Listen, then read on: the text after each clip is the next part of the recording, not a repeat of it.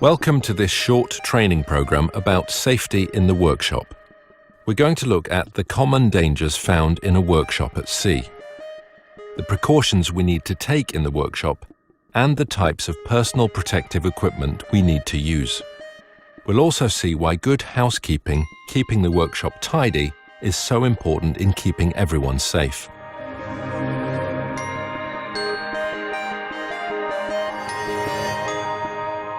We might all use the workshop on board from time to time, but the workshop can be a dangerous place, full of hazards that can cause harm to us and to others. Take a good look around our workshop and see how many hazards you can spot.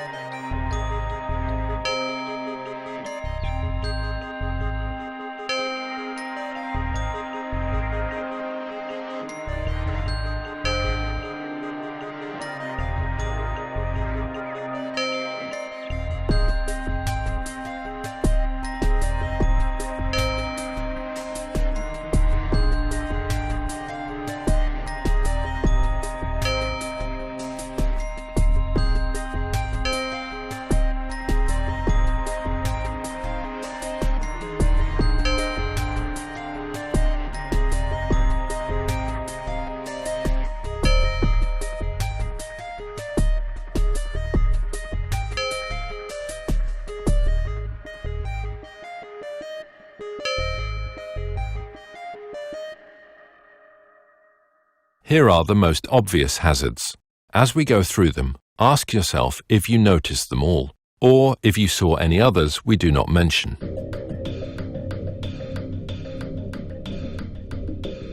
Garbage lying around the deck, in addition to being a source of fuel in the event of a fire, can also be a slip hazard.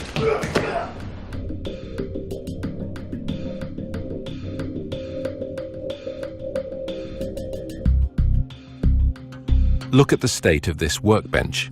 Could you work here? When housekeeping is poor, then it's easy for this sort of thing to happen. Now there is another slip hazard. Plus, if you went into the workshop for a 22mm spanner, would you look for it on the deck under the workbench? Put tools away so that the next person using the workshop can find them. Tools and equipment left lying around on the deck can be a tripping hazard, especially when they're near an exit.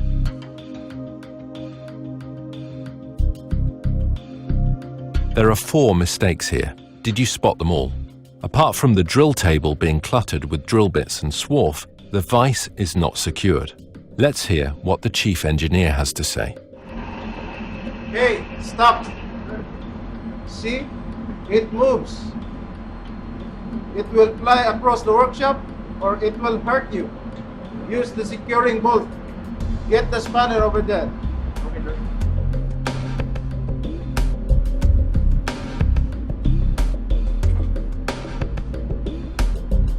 A chuck key left in a machine is a hazard to everyone. This is what can happen.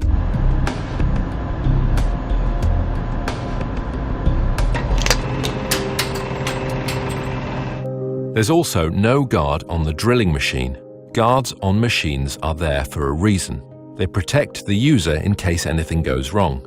In many cases, the machines will not start unless the guards are in place.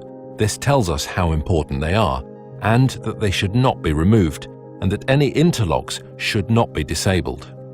For most flag state authorities, emergency stops must be fitted to workshop machinery. This is in case the operator gets into difficulties and the normal controls cannot be easily reached or do not work.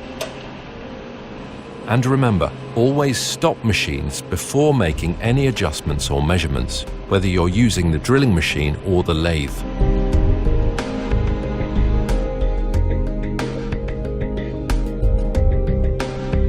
First of all, oily rags should not be placed in a bin marked for paper.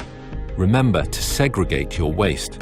Secondly, this bin should have been emptied some time ago. This is what happens if oily waste accumulates.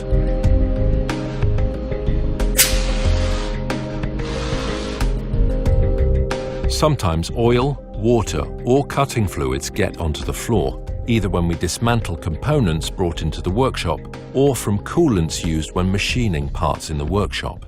Make sure any spills get mopped up straight away. Slips, trips, and falls are the most common accidents at sea, and it might not be the person who spills the oil who has the accident.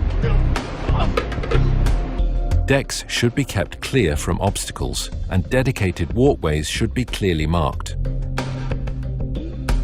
Used aerosol cans should go in their designated bin, not be thrown on the deck.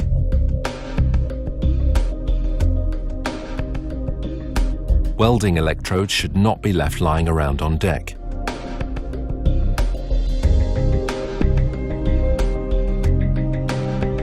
Welding curtains are there for a reason. When you use the welding set, you do not only need to think of yourself. You might be wearing the right PPE and have a visor or mask, but anyone else coming into the workshop is at risk of eye damage from arc flash. Make sure that the welding curtain is in place, and always warn others in the workshop when you're about to strike an arc. There, that looks better.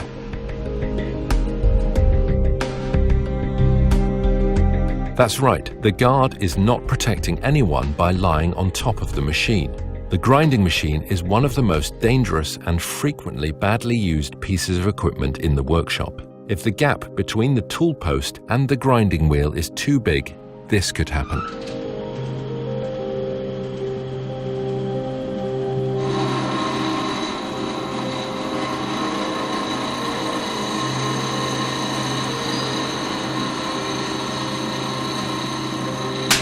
This time he was lucky, but there is the danger of the workpiece being dragged into the wheel, causing it to shatter and the workpiece and parts of the wheel to be thrown across the workshop.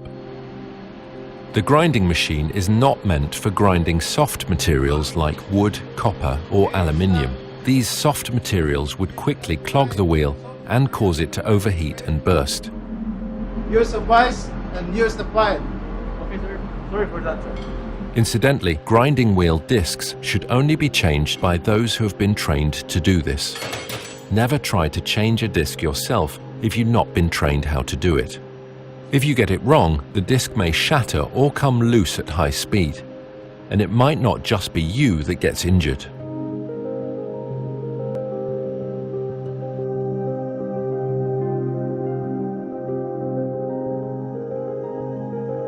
Tools left lying around are not only more difficult for other people to find, but they can also fall into machinery and be thrown across the workshop or cause machinery to jam. Before using any machinery, you must be competent in operating it. You need to know how all of the normal controls work and where the emergency stop is and how to operate it. If you have any doubts, ask. If you haven't been trained to use the machinery, don't use it. The workshop should only be used by those who can do so safely. The chief engineer usually has standing orders about who is allowed in and when.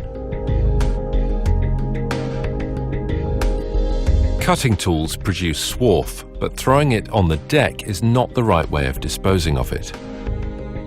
Also, never pick up swarf with your bare hands. This is what could happen.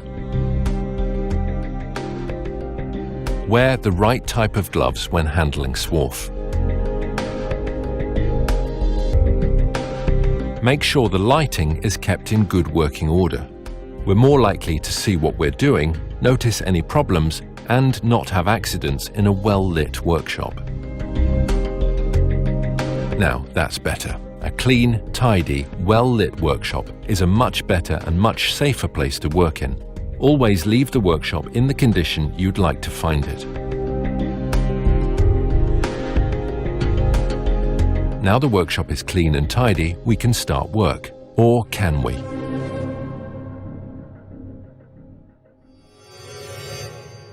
First of all, you should never go into the workshop unless you have permission to be there. There may be times, such as in unmanned engine rooms, when you shouldn't go into the workshop without permission, even if you're trained to use the equipment. But let's assume that we have permission and that there are other people there to help us if we get into difficulties. If we are working on deck or in the engine room, we will already be wearing safety shoes, overalls, safety gloves if handling heavy or sharp machinery, and ear protection. And we would have a hard hat on if there was a danger from falling objects or bumping our heads. The workshop is still usually a noisy place, even in port, so ear protection will be needed. Make a point of checking the signage about ear protection. And also make sure you know the nearest place to get first aid,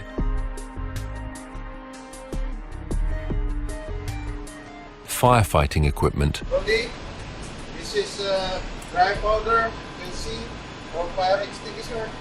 or where to call for help in an emergency.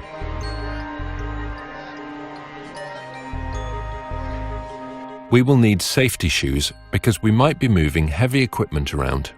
Safety shoes will help protect us from falling or sliding objects and give us a good grip on the floor.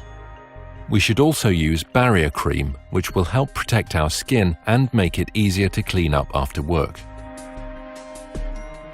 However, in the workshop, we need to take additional measures and wear extra personal protective equipment, PPE. Let us take a look at these precautions in more detail. Although machines have guards, we still need eye protection to protect our eyes from sparks, dust, and particles which can be thrown off at great speed. Always wear the correct eye protection when working on machinery, even if there are guards on the machine. Your employer has a duty to provide protective equipment, and it is your duty to wear it. Overalls must not be too loose or ragged. It's quite easy for them to become caught up in moving parts of machinery. Fasten your cuffs up. This is what can happen if you don't follow this rule.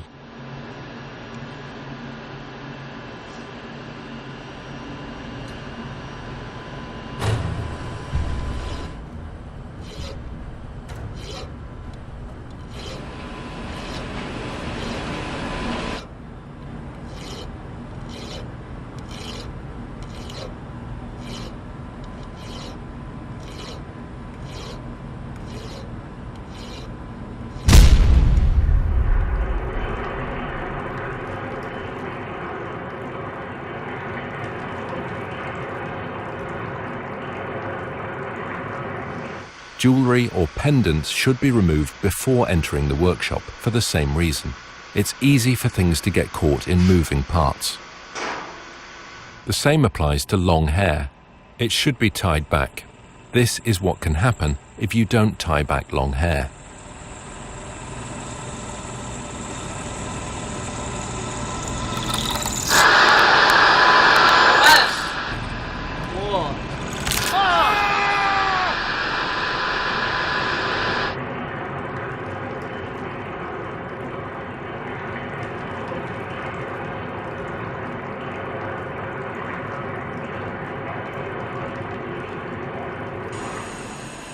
Long hair should be tied back, or a hairnet should be worn when operating moving machinery in the workshop. Dust masks should be used whenever fine particles are expected. Always make sure that you're wearing the right type of mask for the hazard expected. Cleaning and degreasing chemicals used in the engine room can be highly acidic or highly alkaline, or may present a risk of cancer or skin diseases such as dermatitis. Always wear oil or chemical-resistant gloves when handling any items which have been in contact with oils or chemicals, and check the safety data sheets for any other special precautions which may be needed. All chemicals put on board the ship should come with data sheets giving advice about their safe stowage, handling precautions, and first aid measures in case you accidentally come into contact with them.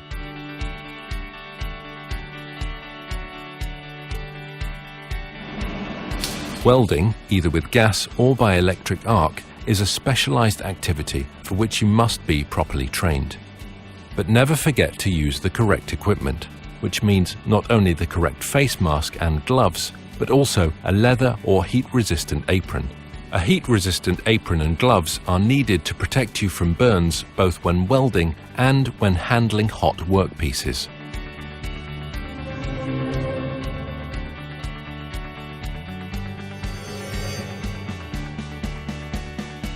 From all that we've said, you might think that the workshop is a dangerous place where accidents are bound to happen. This is not the case, provided that we all follow a few simple rules. Never go into the workshop without being authorized to be there, and make sure there is someone who can help you if you get into difficulties and can regularly check that you are safe. Never use machinery unless you've been trained how to operate it. If in doubt, ask. Make sure you know the nearest place to get first aid, firefighting equipment, or where to call for help in an emergency. A clean and tidy workshop is a safe workshop. Tools should be put away after use, and items which could fall or slide should be secured. Always leave the workshop in the condition that you would like to find it. Remember that you are part of a team on board and have a responsibility to make sure that things are left tidy so that other people don't get hurt. Always wear the right personal protective equipment. Don't take any risks. Take the time to get the right equipment and put it on. If in doubt, always ask for help. Do your job, but stay safe and stay healthy.